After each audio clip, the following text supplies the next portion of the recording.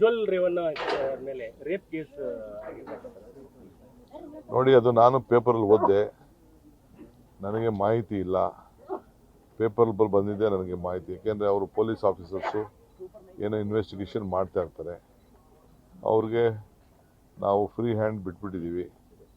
So ಕುಮಾರಣ್ಣನ ಕೂಡ free hand ಕೊಟ್ಟಿದ್ದಾರೆ, BJಪಿಯವರು ಕೂಡ ಫ್ರೀ ಹ್ಯಾಂಡ್ ಕೊಟ್ಟಿದ್ದಾರೆ. ಸೊ ಉಪ್ಪು ತಿಂದವ್ರು ನೀರು ಕುಡಿಬೇಕು ಅಂತ ಕುಮಾರಣ್ಣ ಹೇಳಿದ್ದಾರೆ. ಸೊ ಅಮಿತ್ ಶಾ ಅವರು ಕೂಡ ಹೇಳಿದ್ದಾರೆ. ನಾವು ಅದಕ್ಕೆ ಭಾಗಿಯಾಗಲಿಲ್ಲ.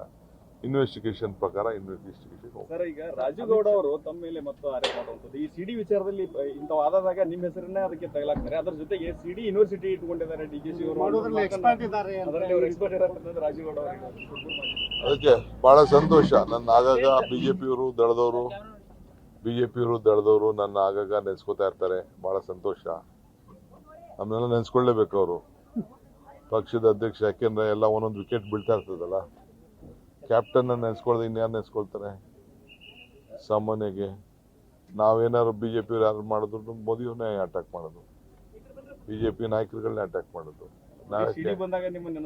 ಈಗ ಫಸ್ಟು ರಾಜುಗೌಡ ಆಗಲಿ, ನಾನು ಇವತ್ತು ಸಿದ್ದರಾಮಯ್ಯನವರು ನಾನು ಇಬ್ರು ಒಂದು ಪ್ರಶ್ನೆಗೆ ಏನು ಕೇಳ್ತಾ ಇದೀವಿ ಅಂದ್ರೆ, BJಪಿ ಲೀಡರ್ಗಳೆಲ್ಲ ಯಾಕೆ ಎಲ್ಲದಕ್ಕೂ ಏನು ತೆಗಿತಲ್ಲ, ಯಾಕೆ ಮಾತಾಡ್ತಾ ಇಲ್ಲ?